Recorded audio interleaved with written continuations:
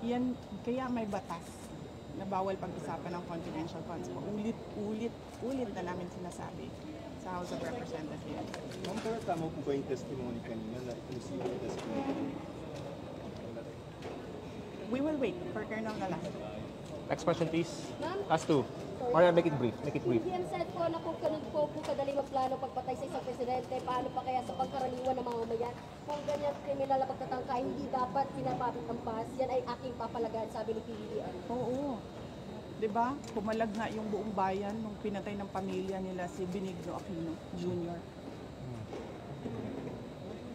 Next question. Next question. Ma'am, Marcel. na-verbalize nyo na po ba sa administration yung tungkol sa threat sa inyong buhay? Napanggit niyo po kasi yun. Yes. Yes, ma'am. Ay, hindi. Hindi pa, ma'am. Nag-complain ako noon, if you can remember, in the media, and then they dismissed it. Everything is well documented with documents and videos. And nagsabi ang NSC na national security concern ang threat sa president, pero apparently they really do not consider the threat to the vice president as anything of a concern. So, what kind of country is this? Hindi ba kaparte ng gobyerno ang vice president? Hindi ba ako binoto ng mga tao? Hindi ba ako ang vice president ng buong Pilipinas, ng lahat ng mga Pilipino? Are you taking legal action po, ma'am, dun sa threat sa inyo? Ma'am, I do not expect fairness from this government.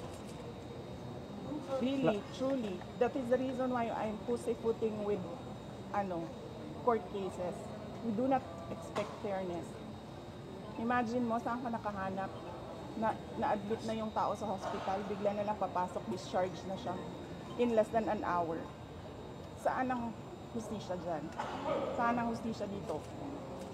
Sa bayan. Last two questions, Ma'am, please. in-extend po yung detention order para kay Attorney Lopez. Ano po yung next steps niyo po for this?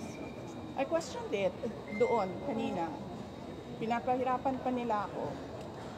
Ano sinabi nila? Dinetain nila yung tao dahil sa due process. Dahil, ano ba yung sinabi niya? Walang due process ang pagpapatanggal kay Gloria Mercado at iba pang officials ng Department of Education. Anong sinabi ko kanina?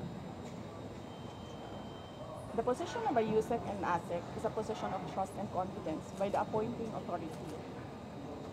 Ngayon, ang appointing authority ng USEC at ASEC ng DepEd is the President of the Republic of the Philippines. Dapat tinatanong ng House of Representatives bakit tinanggap ni Pangulong Marcos ang resignation ng mga USEC at ASEC na yon sa Department of Education. Last question. Bakit nila pinipinalize si Yusek Lopez? Hindi ba dapat ang pinipinalize nila ang appointing authority? Last Isa two. pa, sir. Sandali. Ano po yung sinabi nila? Evasive. And now, you clearly see, she doesn't know anything. At DepEd pa pala tayo. Pero pagdating natin sa OVP, makikita ninyo, she doesn't know anything about confidential funds. So, saan doon ang evasive answers? Last question. Penalize nila si Yusek Lopez for writing a letter to the Commission on Audit on the position of the Office of the Vice President regarding the release of documents regarding confidential funds. Bakit may penalize ang tao pumirma para sa isang opisina, posisyon ng opisina? Saan ang justisya dito? And ano sinabi nila kanina? Diba? Apparently, hindi nila alam ang batas. Ano sabi nila? Questionin mo na lang sa korte. Saan kami pupunta? Sa mga ginagawa sa amin. Mismong committee, alam na nilang mali yung ginagawa nila. Sasabihin lang sa amin, pumunta ka sa korte. Napakadali na sabihin nila, okay, we will set aside the detention order Pero hindi. Mali na nga yung una mong detention. Mali pa yung sumunod mo na order. And then sasabihin mo sa tao na nakakulong, hindi makalabas. Kahit ako, hindi ako makalabas basta-basta. Dalhin mo yan sa korte. Tama ba yun? Kayong mga taong bayan, tanongin ko kayo, tama ba na hindi alam ng ating House of Representatives kung ano ang mga batas?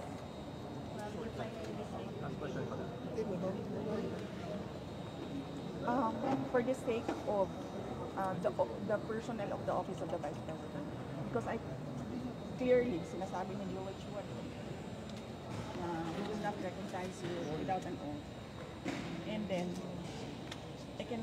I'm continuing to question the constitutionality of their rules. Pero I cannot help the personnel of the Office of the Vice President if I have no personality to speak in that meeting. So I had to take that oath. Pero,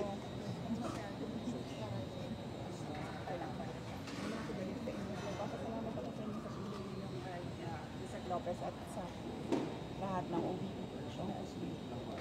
Will you go up to the Supreme Court to question? Kasi may jurisprudence naman on contempt powers of Congress. And yun lang ang sinasabi ko, sir, no, parang we don't trust anyone anymore in this country. We don't expect justice anymore in this country. This is clear political harassment, this is clear political persecution. Pag-threat sa'yo, baliwala. Pag-threat sa kanila, national security. Ano ka? Who's testimony for her? Do you think that will hold water as far as maybe pinning you down is concerned, or doesn't establish anything? If they file cases or an impeachment case, whatever case, we will answer that in the proper venue. Kung meron man silang hanap na mali. Basta parang nakita mo kanina na ubus na yung tanong nila, hindi pa sila makapag-content kay Edward. Kasi nagsasabi ng totoo yung tao. You said that you're expecting again contempt sa hearing tomorrow. Yes, we expect that. We expect contempt, detention. We expect a term isn't like is terrorizing. We expect them to terrorize the office of the Vice President.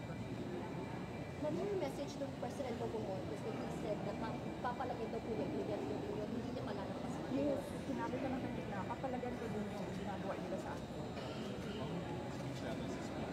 We don't know the contents Yes, yet, but yes. Kaya ako kayo binibigyan ng interview para huwag yung makinig.